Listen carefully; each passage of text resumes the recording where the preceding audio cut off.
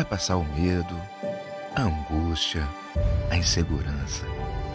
Vai ficar para trás a saudade do abraço apertado, do almoço em família, do happy hour com os amigos.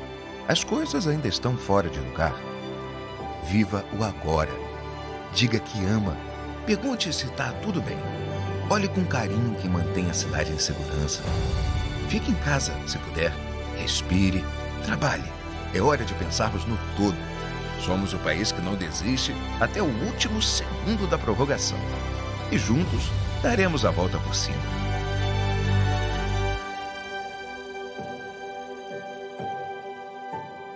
Tudo isso vai passar.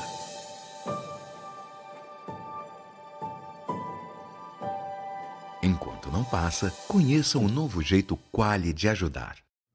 Senhoras e senhores, em prosseguimento aos trabalhos do primeiro Congresso Digital Covid-19, repercussões jurídicas e sociais da pandemia, passamos à apresentação da segunda Conferência Magna de Abertura com o tema Liberdade de Expressão e Fake News em Tempos de Pandemia. Para presidir a mesa desta conferência, convidamos o Dr. Rony Preus Duarte, diretor da Escola Superior de Advocacia do Conselho Federal da OAB, advogado, ex-presidente da seccional da OAB de Pernambuco, mestre em Ciências Jurídicas pela Universidade de Lisboa. Como palestrante, convidamos a ministra do Supremo Tribunal Federal, Carmen Lúcia, presidente do Tribunal Superior Eleitoral na gestão 2012-2013, presidente do Supremo Tribunal Federal na gestão 2016-2018, foi procuradora do Estado de Minas Gerais e professora titular de Direito Constitucional na Faculdade Mineira de Direito da Pontífice Universidade Católica. Passamos a palavra ao Dr. Rony Preus Duarte. Muito bom dia a todas e a todos. Eu cumprimento a ministra Carmen Lúcia, agradecendo em nome de todo o sistema OAB, ministra, a sua presença. Em instantes, teremos a oportunidade de ouvi-la a respeito de um tema extremamente atual e tormentoso, liberdade de expressão e fake news em tempos de pandemia.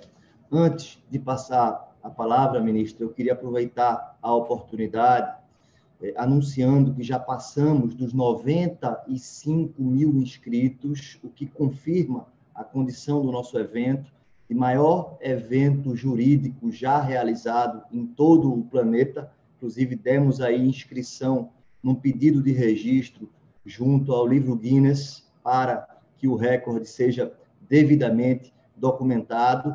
E, aproveitando o ensejo, eu gostaria de agradecer penhoradamente o presidente Felipe Santa Cruz pela confiança depositada, o nosso secretário-geral do Conselho Federal da OAB, Alberto Simonetti, que é coordenador-geral do evento, o ex-presidente Marcos Vinícius Furtado Coelho, que é o coordenador científico do evento, juntamente com a nossa conselheira federal, Fernanda Marinella. Queria dirigir esse agradecimento a todos os dirigentes de escolas que abraçaram o projeto durante essa semana.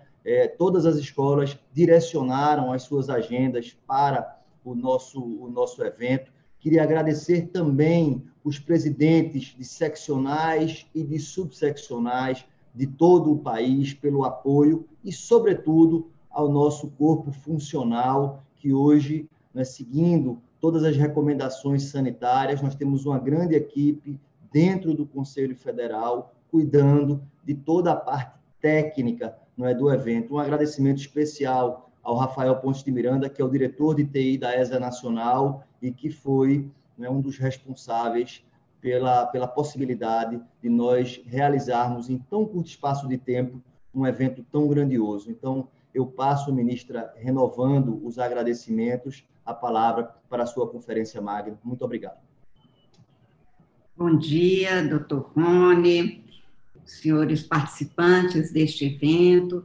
Quero que sejam as minhas primeiras palavras de agradecimento à Ordem dos Advogados do Brasil, que, mais uma vez, abre um espaço tão importante como é o da nossa querida OAB, para discutir temas tão importantes como que se põe neste congresso digital, com uma aderência, uma adesão tão importante como essa que o Dr. Rony acaba de nos anunciar. Muito obrigada, Dr. Rony, é uma honra enorme ter tido meu nome lembrado pelos senhores da OAB, para que pudesse estar aqui hoje, e como acaba de dizer Vossa Excelência, para tratar de um tema tão tormentoso, como é sempre o tema das liberdades, porque há sempre alguém que queira, de alguma forma, e de alguma forma, muitas vezes, ilegítima, cerceá-las. Eu, portanto, começo com esses agradecimentos e gostaria de anotar que eu gostaria de fazer as minhas observações a partir de 3 itens específicos, sobre a expressão como manifestação da liberdade, garantida constitucionalmente, garantida nos documentos normativos internacionais, a liberdade como o núcleo da própria democracia, e tecer algumas observações sobre a liberdade e a democracia, e especificamente sobre a liberdade e esta questão hoje dos fake news que se põe especialmente de forma tão proeminente em tempos de pandemia. E eu começaria lembrando, não um jurista, Dr. Rony, mas eu queria lembrar as palavras candentes de Cecília Meirelles, no Romanceiro da Inconfidência. Ai, palavras, que estranha potência a vossa. Sois de vento, ides no vento, e quedais com sorte nova.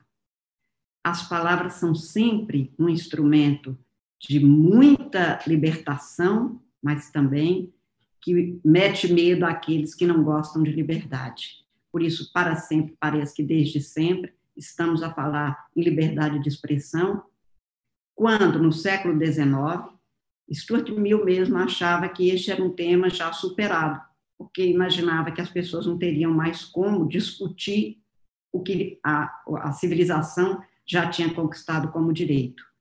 E por isso eu gostaria de fazer algumas observações iniciais, como disse, sobre a expressão como manifestação da liberdade.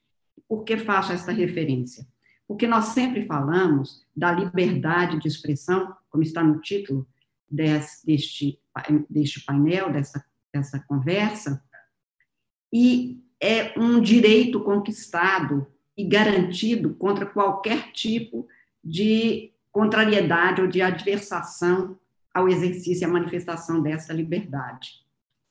A revolução da internet, e, portanto, como se dá a manifestação da expressão em tempos de internet, de redes sociais e de desinformação, põe de novo a questão dos eventuais limites destas manifestações, destas expressões. Portanto, eu gostaria, inicialmente, de fazer uma observação sobre a liberdade de expressão, que é garantida, como disse, constitucionalmente, e também garantida em documentos internacionais, porque é um direito conquistado do ser humano nas sociedades modernas e muito mais na contemporânea, e inverter esses termos para falar na expressão como manifestação da liberdade. E por que faço isso? A liberdade se expressa, mas a ofensa também se expressa. O crime também é uma expressão humana, às vezes uma expressão desumana. O cuidado do direito para garantir é com a liberdade que se expressa. Por isso, a Constituição brasileira afirma que é livre a expressão do pensamento, a criação, e aí nós temos, então, a atividade intelectual, artística, científica e de comunicação, independente de licença ou de autorização. E mais que isso, no artigo 220 da Constituição, quando nós temos expressamente que a comunicação do pensamento, a expressão do pensamento, a comunicação, a informação, a atividade artística, enfim, são livres e se expressam, portanto, como manifestação da liberdade. Mas, como eu disse, é preciso que a gente saiba que também há a expressão do que é ilegítimo, do que o direito tenho cuidado apenas para coibir, para que o outro seja igualmente livre. E por isso eu queria começar pela expressão como manifestação da liberdade, porque a expressão como liberdade é da essência da própria dignidade.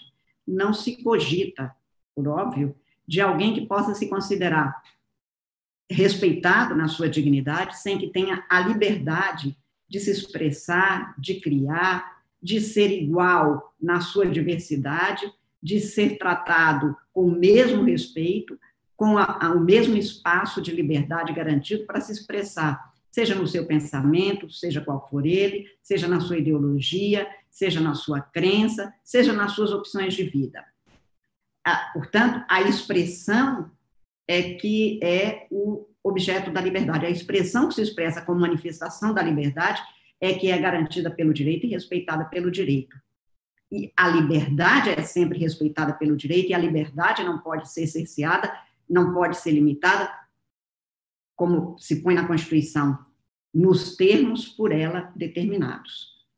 E por isso é que várias vezes a Constituição garante a liberdade sem restrição, garantida a liberdade nos termos dessa Constituição, que a liberdade é muito mais ampla do que o direito poderia dela cuidar. Cada um é livre no seu pensamento, livre nas suas escolhas de vida, desde que não haja algo que determine ao direito uma necessidade que seja tão maior do que aquela possibilidade particular de infirmar, de comprometer a vida na sociedade. Por outro lado, é preciso que a gente considere que a expressão como manifestação da liberdade se dá para que a gente se comunique. Por isso a Constituição também se vale da palavra comunicação. A expressão para você ser uma unidade humana com o outro. A comunicação neste sentido de ser com o outro algo que forma a unidade nacional, a unidade da família humana, e é imprescindível que haja comunicação, e por isso é imprescindível que o direito cuide da liberdade de expressão, porque é pela comunicação que nós conseguimos evoluir como seres humanos. É por estar com o outro que nós somos capazes de saber o que o outro pensa, as ideias, as informações, as ciências, e com isso nós verificarmos se o que pensamos está correto, se queremos mudar, se queremos continuar com aquela mesma ideia, se aquele nosso modo de agir está correto, mas sem comunicação não há possibilidade de formação de consensos, porque não se chega, portanto, sem essa expressão livre, a saber que é na pluralidade que nós garantimos as identidades que fazem com que cada um possa ser o que ele é e o que ele acha que é necessário ser para, cumprindo sua vocação, ter possibilidade de ser feliz.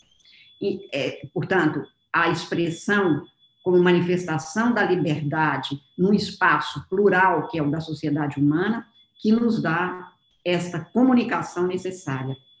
Portanto, dizia Stuart Mill no célebre capítulo 2 da sua obra sobre liberdade de expressão, da liberdade em geral, que ele cuida, e naquele capítulo 2 da sua obra, ainda no século XIX, ele se manifesta sobre a liberdade de expressão e discussão, ele dizia. E isso é importante porque é na comunicação com o outro, é na discussão que nós temos certeza do que pensamos e que nós temos, então, a verificação da correção de rumos do pensamento, da ação, do conhecimento, da informação, enfim.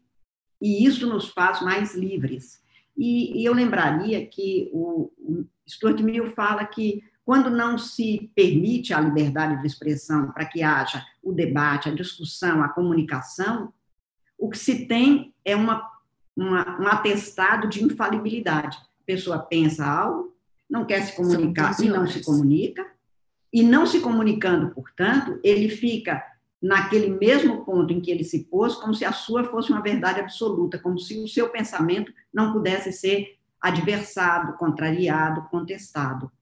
É da contestação, é da discussão que surge, portanto, para cada um de nós, a certeza daquilo que pensa como sendo o mais correto, segundo a sua compreensão, o seu convencimento, ou que se dá a possibilidade da pessoa mudar, evoluir e chegar à conclusão que não era exatamente isso.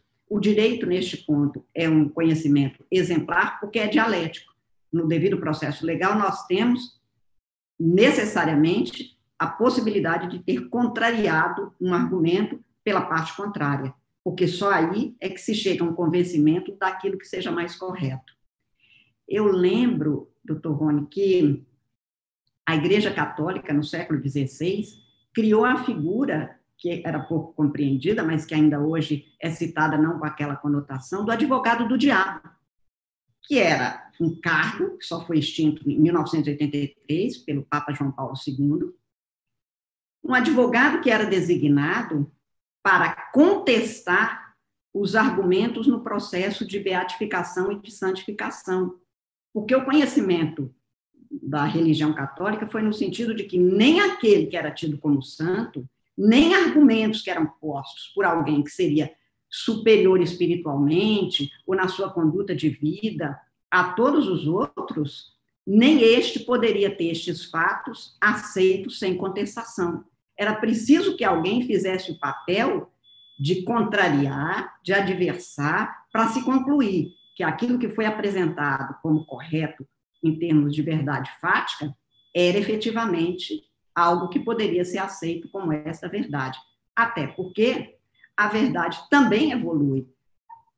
Dados que foram considerados verdadeiros, aceitáveis numa determinada época, em outra fase da humanidade, foram desconsideradas. E por isso é que a gente precisa da liberdade de expressão como algo inerente à essência da evolução humana.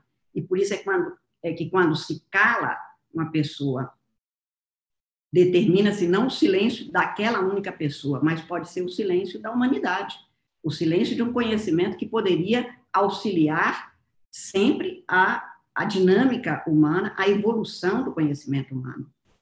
E, neste sentido, é que a liberdade, a proibição da liberdade, é quase uma crença, como dizia Stuart Mill, na infalibilidade daquele que pensa e não quer mudar o seu pensamento, que se aferra ao seu pensamento como se ele fosse único. E por isso mesmo é que a diversidade tem de ser aceitável para garantir a pluralidade que é próprio da família humana.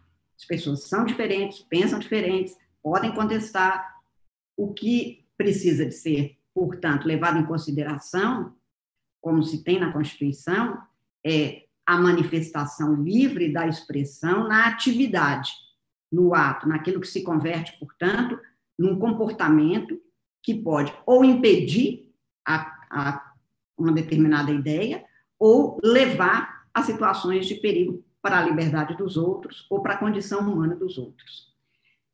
E por isso eu quis fazer essa referência inicial à liberdade, que se expressa das mais diferenciadas maneiras, com a liberdade como essência da democracia. E aqui eu gostaria de fazer algumas observações que me parecem importantes neste momento. A democracia é, na essência, a forma de viver com o outro, garantindo a cada um e a todos a liberdade de expressão na sua própria condição e segundo o que cada um acredita e segundo princípios que se põe a viver. A democracia é o único regime político que garante efetivamente a liberdade de cada um no espaço de todos, garantindo-se as diferenças, mas sendo igualmente livres todas as pessoas para que possam chegar ao consenso que faça com que a vida em comum seja possível e seja melhor do que a vida em grupos que se põem sem essa comunicação. No caso específico da democracia, que tem tanto cuidado com a liberdade de expressão, ou a expressão como manifestação da liberdade, nós temos o cuidado do direito constitucional com todas as formas de liberdade que possibilitem que as pessoas possam viver sem ser cerceadas nos seus direitos humanos, nos seus direitos fundamentais. E, neste sentido, nós temos uma mudança nas democracias contemporâneas, incluídas aquelas experiências que não são democráticas ou que põem em risco a democracia, seja qual for o modelo democrático escolhido. Antigamente se calavam os autores, e nós temos isso desde sempre. A tentativa, por exemplo, no teatro, ou na literatura, ou na música, de os tiranos, os ditadores, calarem os autores das diferentes formas de expressão humana, especialmente aquelas que fossem transgressoras. E aqui eu lembro que a liberdade da criação, especialmente da criação artística, é sempre transgressora. A liberdade transgride para que o ser humano evolua, porque senão nós teríamos a mesmice histórica e a impossibilidade de evolução do conhecimento humano, da arte humana, da própria essência do ser humano, naquilo que lhe é próprio, que é o da continuidade da vida com novas perspectivas, com novas possibilidades, vencendo os desafios para o seu aperfeiçoamento e a melhoria de todos. E o que nós temos vendo nos últimos tempos é que as democracias que tiveram uma formulação na forma de ser combatida, e foi tanto que ditaduras continuaram e continuam ainda a acontecer no mundo, regimes antidemocráticos continuam a ter lugar em que pese o único modelo aceitável e legítimo de convivência humana no espaço político ser o democrático, mas haverá sempre aquele que quer exorbitar do poder, exercer o seu poder sem limites. Como eu dizia antes, se calavam ou se tentavam calar, e se conseguiam, pelo afastamento, pelo exílio, até pela morte daqueles que expressavam-se contra o discurso oficial de quem estava no poder. Os últimos tempos demonstram que as democracias têm outras formas de serem combatidas, de haver tentativa de solapar os regimes democráticos, fazendo com que a doença da antidemocracia, e a antidemocracia como corrupção das instituições ou como corrupção dos espaços públicos e nos espaços públicos, é uma doença, porque o estado saudável da vida democrática é o da ética, como em grande campanha a própria Ordem dos Advogados, em tantas fases da história brasileira, já centralizou e já lutou para que a gente tivesse a ética na política, a ética no exercício dos direitos. Nesses novos espaços, o que nós temos é também aqui uma nova forma de combater aquele que fala no sentido da maior liberdade, e mais do que da liberdade, da libertação de pessoas que não conseguiram, historicamente, em igualdade de condição, terem o respeito aos direitos conquistados nos textos formais das constituições e dos tratados internacionais e das convenções internacionais. Agora, se busca outras formas de silenciar uma pessoa, não afastando, mas desinformando, e pela desinformação se anulam obras, ideias, discurso, solapando-se pela substituição imediata, pelo processo de desinformação, aquilo que se põe como uma informação necessária, como formas de educação, inclusive, do próprio ser humano. Essa tentativa que a internet oferece, porque nós temos os espaços virtuais, fazem com que o que se tinha tradicionalmente, e aqui tradicionalmente eu digo por uma evolução de normas, por uma continuidade do direito e a institucionalização do direito, do direito de resposta, da necessidade de se responder, fique dificultada nesses espaços novos, pelos novos desafios, pelas novas ferramentas que são postas e que, por isso mesmo, muitas vezes dificultam se chegar ao resultado, que é manter aquilo que seja verdadeiro em termos de fato, compreensível em termos de interpretação e com efetividade legítima no seio de uma sociedade. A desinformação, portanto, para mim, é um instrumento de desmocratização, não de democratização.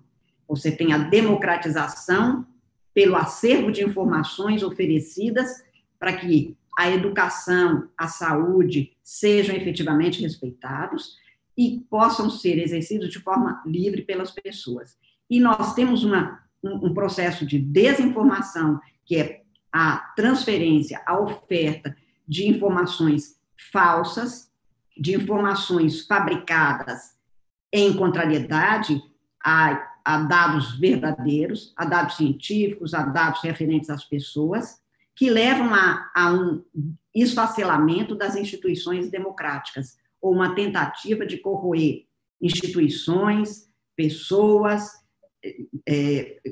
ou reputações, e dessa forma as pessoas ficam fragilizadas e medrosas. Esta tentativa é tão ruim e é tão contrária à liberdade que essa expressão não é manifestação da liberdade. Essa expressão tem um conteúdo de quebrantamento das liberdades. Não se respeita o exercício da liberdade do outro, se desrespeita e se tenta desmoralizar as pessoas e os discursos e as instituições para cumprir outros interesses. E estes interesses não são democráticos, evidentemente.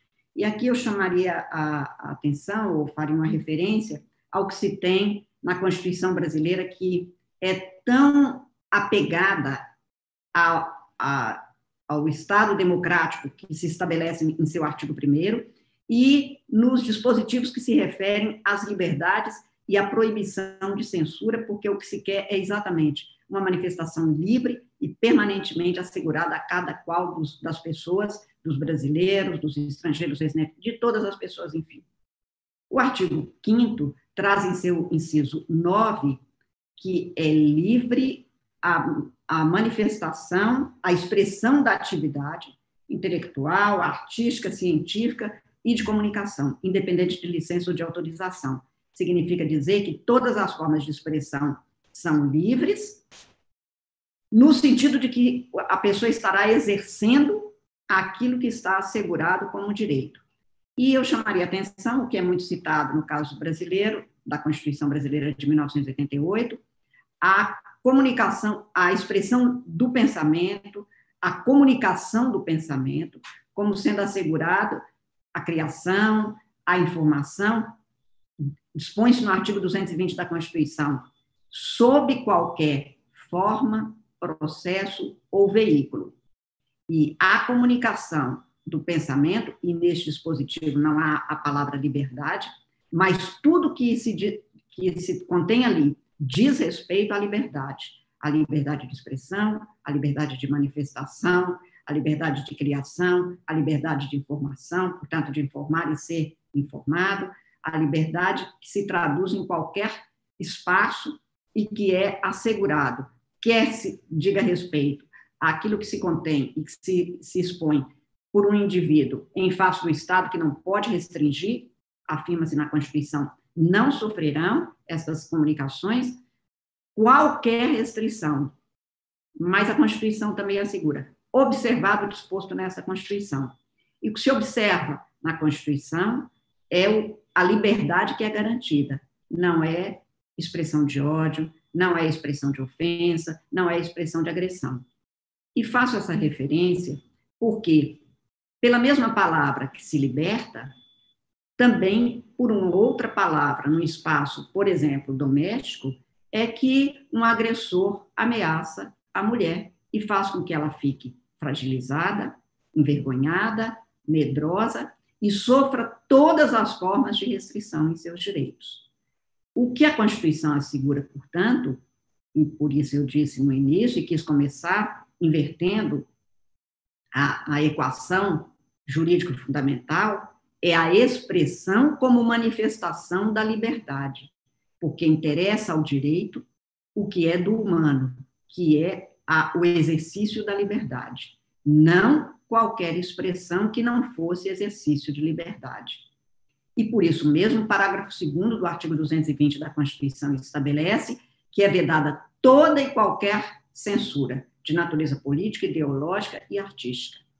Censura contraria a liberdade, censura cerceia a liberdade, censura restringe a liberdade, e a liberdade não pode ser restringida no seu exercício, a não ser naquilo que se tenha disposto na Constituição.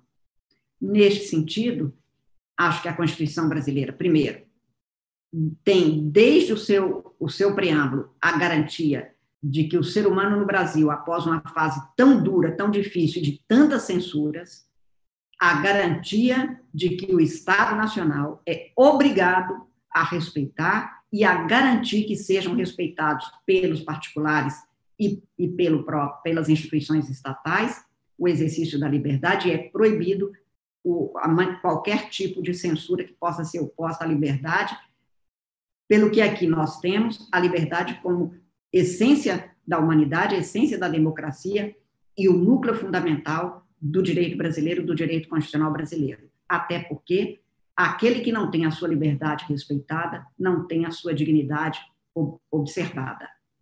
E a dignidade humana é o ponto fundamental do direito contemporâneo, o ponto fundamental do direito brasileiro positivado desde 1988.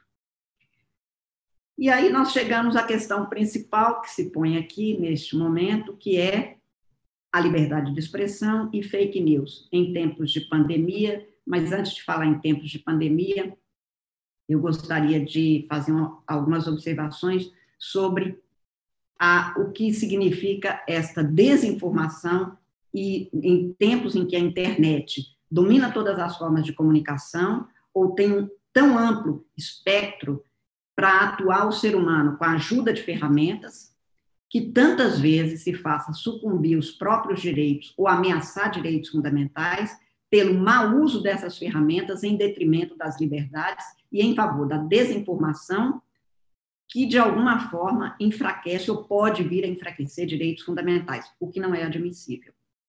Eu gostaria de lembrar que é pela educação democrática e cada vez mais livre e mais plural que nós chegaremos a um civismo cada vez mais forte e a um compromisso e responsabilidade cívica de cada um dos cidadãos com o outro e em benefício de si mesmo, mas sempre pensando que nós estamos numa comunidade ou numa grande família humana na qual todos têm que ter o mesmo direito à liberdade, o mesmo direito, portanto, à informação e o mesmo direito de nos exprimirmos de forma livre. Eu tenho para mim que a educação é o dado fundamental de todas as formas de exercício de liberdade, de crescimento de liberdade, de libertação das pessoas de situações que se acham e nas quais querem evoluir, e têm o direito de evoluir sempre. E, por isso, nós temos necessidade de uma educação cívica digital também. E, no Brasil, é preciso que a gente saiba do grande déficit que nós temos em relação ao direito à educação, com todas as pessoas, crianças e adultos, mas, principalmente, a preocupação que há de ter sempre com o direito fundamental à educação, para que a criança de hoje não seja um adulto que não tenha as mesmas iguais oportunidades de ser tão livre quanto o outro, que pode exercer criticamente os seus direitos, porque teria recebido pela educação todos os dados necessários para que possa exercer a sua capacidade crítica e fazer as suas escolhas e participar e ser um cidadão com ampla capacidade de atuar segundo aquilo que seja a sua vocação. O civismo, inclusive, incluído aí o civismo digital, precisa de ser exercido com responsabilidade, mas para isso é preciso que o Estado cumpra e a sociedade também colabore, seja corresponsável com a educação, que no Brasil está tão longe do mínimo necessário nos termos constitucionalmente estabelecidos. Por outro lado, o que nós estamos vendo em termos de desinformação, especialmente pelas mídias sociais, diz respeito com esse déficit educacional. A pessoa que não tem os dados necessários, a educação, incluída aí a educação formal, necessária para ser capaz de criticamente dizer do certo e do errado, do bom e do mal, do que quer e do que não quer, em face de algo que lhe é posto à escolha, por exemplo, neste ano que estamos em período eleitoral, quanto mais a pessoa receber condições educacionais para exercer a sua liberdade de escolha, quanto mais tiver capacidade crítica para, diante de informações que lhe são passadas, poder traduzir a sua escolha, mais livre ela será.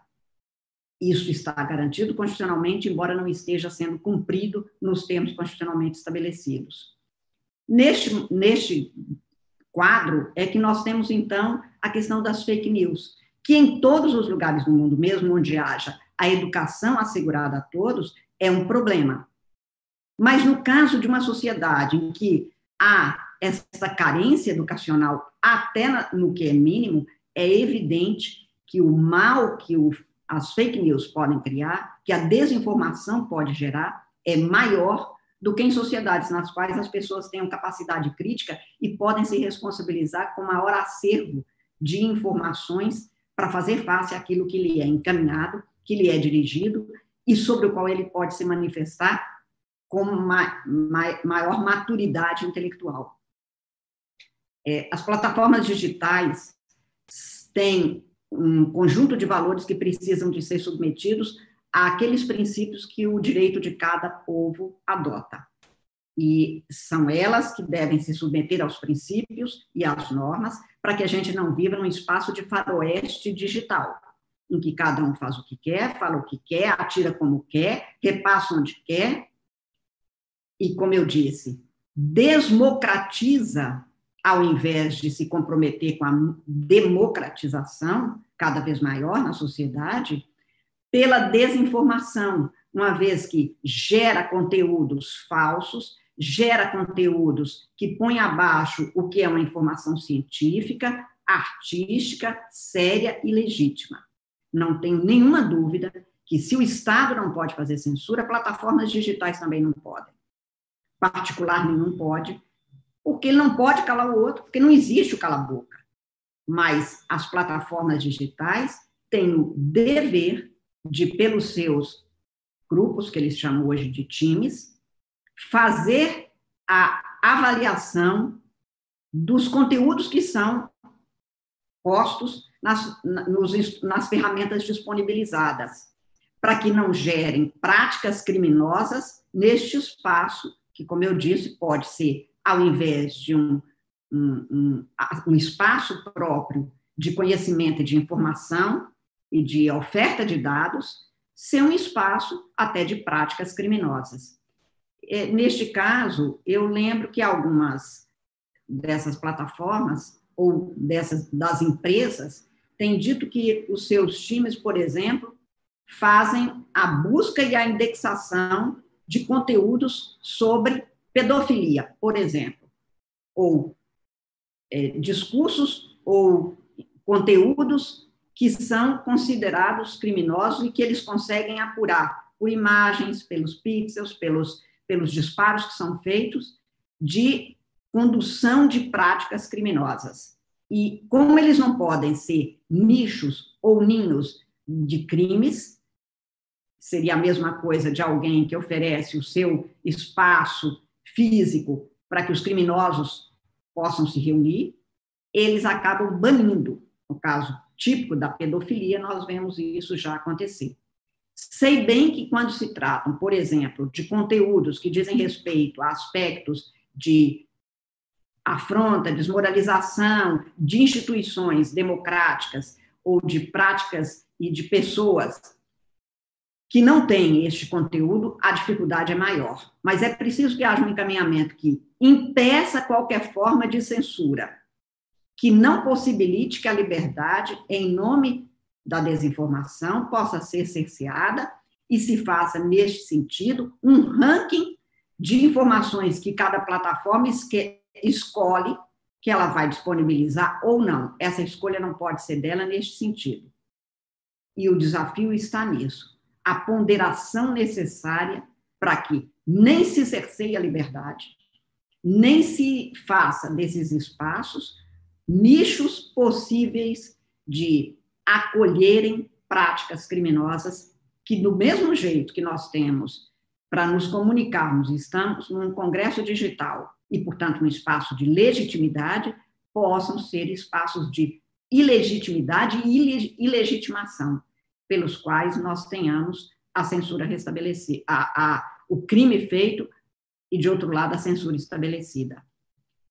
Sou de uma geração, Rony, em que nós, antes de começarmos a assistir um programa de televisão, víamos estampado Serviço de Departamento de Polícia Federal para exibição neste horário e canal, segundo o Serviço de Censura.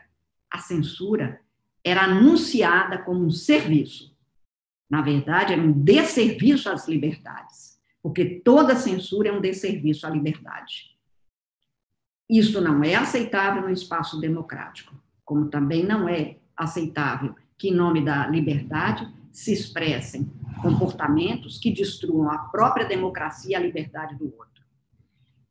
Eu aprendi já na faculdade, há algumas décadas atrás, que não existe no direito constitucional isto que talvez até no direito público fosse possível de ser aceitável, que a liberdade de um termina onde começa o do outro. As liberdades não terminam. As liberdades se desenvolvem. As liberdades se comunicam. As liberdades se conjugam. As liberdades, não os crimes, porque aí é que nós temos uma expressão diferenciada e que precisa de ser um cuidado específico, para, de um lado, não limitar, ou para usar a palavra que a Constituição estabelece, sem restrição de qualquer natureza. Mas o crime precisa de ser limitado e restrito, porque senão viramos uma sociedade na qual as pessoas perdem não apenas a sua liberdade, a sua segurança e o seu gosto de viver, e de viver de forma livre, sabendo que há um Estado no qual o direito é mantido e é assegurado para garantir essas liberdades.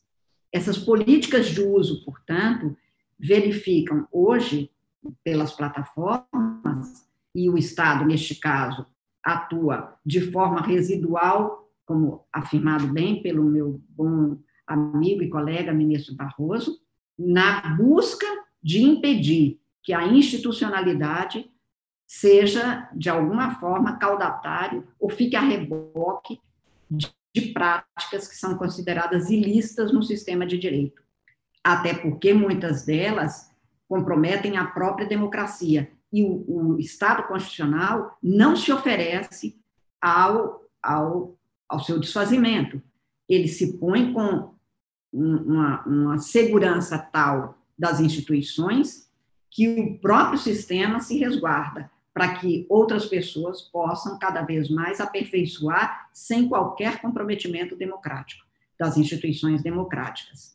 E neste sentido é que neste tempo de pandemia, como foi lembrado aqui, e em que a informação é imprescindível para a experiência vital das pessoas, para a saúde das pessoas, a liberdade de informação é imprescindível e as fake news, a desinformação, compromete não apenas a liberdade, mas compromete até mesmo o direito à saúde das pessoas.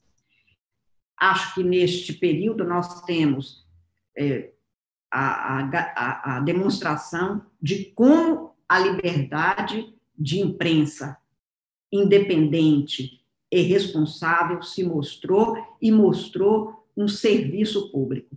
Liberdade de expressão e liberdade de imprensa livre, liberdade de imprensa como a liberdade de expressão, como uma das manifestações da liberdade de expressão, é produto de primeira necessidade. Eu digo, é item básico de uma cesta que qualquer pessoa leve para casa. É item da cesta básica de direitos fundamentais.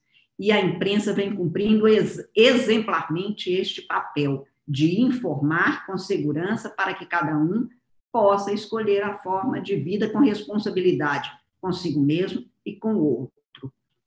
Esta demonstração agora ficou patente e este tempo de pandemia mostrou como isto não é retórica, isto não é um discurso vazio, isto é um compromisso que a imprensa tem e que a liberdade de expressão assegura, como eu disse, para a garantia do direito à saúde que cada ser humano tem e que, neste caso, o direito à igual informação livremente oferecida faz com que cada um escolha como quer viver, de que jeito quer atuar e sabendo dos seus compromissos e de suas responsabilidades. Cada ser humano é comprometido com os seus ideais, com a sua forma livre de pensar, mas é responsável por si e pelo outro.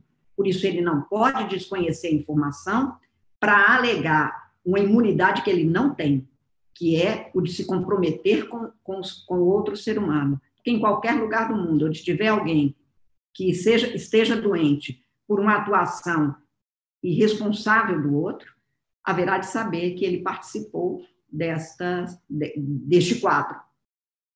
E nós sabemos que, por exemplo, no caso do respeito à ciência, que a Constituição estabelece, quando diz que a informação, a atividade científica se expressa de maneira livre, sem restrição de qualquer natureza, nós estamos vendo agora, nesses tempos de pandemia, como essa expressão constitucional tem uma força tão grande na vida de cada pessoa.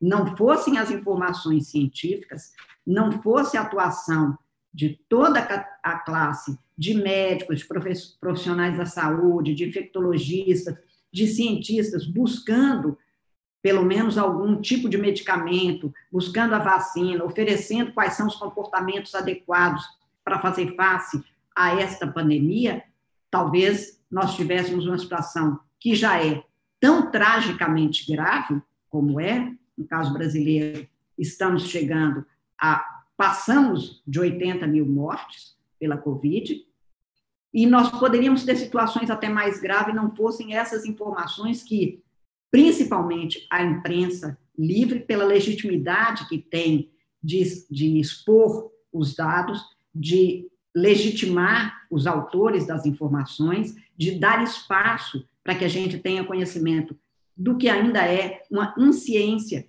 do que ainda há tantos elementos de desconhecimento da ciência, por se tratar de um vírus novo, de uma doença nova, mas com os dados que foram passados nestes 6 meses, ou 4 meses, principalmente, últimos, quanto esses espaços de liberdade de expressão, de informação, de educação das pessoas foram necessárias para que a gente não tivesse uma situação muito mais trágica do que já é uma tragédia mesmo, que é o resultado da contaminação e das mortes provocadas pelo coronavírus.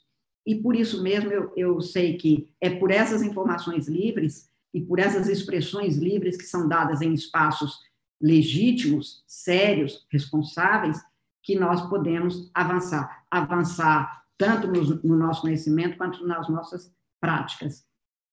Eu terminaria, sei que ultrapassei um pouco o tempo, mas terminaria lembrando que nós temos, nestes tempos de pandemia mais que nunca, o desafio de garantir a liberdade e de esperar do outro a responsabilidade com a expressão legítima, séria, no caso da pandemia científica, de saber que fake news comprometem a vida das pessoas, comprometem a saúde das pessoas, comprometem a educação que as pessoas têm o direito de ter em cada espaço de conhecimento, em cada matéria que é sujeita às advertências que o conhecimento pode carregar, e que é preciso que o que se conquistou até agora de liberdade democrática no Estado brasileiro e em todo lugar do mundo seja assegurado, mas que também sejam